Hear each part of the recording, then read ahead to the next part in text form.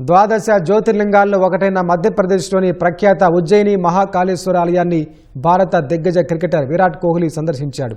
Spinner Kuldeep, fielding coach దిలీప్తో కలిసి దేవాలయాన్ని సందర్శించాడు. మహాకాళేశ్వరుని దర్శించుకున్న వారు ప్రత్యేక పూజల్లో పాల్గొన్నారు. భస్మహారతికి హాజరయ్యారు. అనంతరం కోహ్లీ, కుల్దీప్లను ఆలయాధికారులు శాలువా కప్పి సత్కరించారు.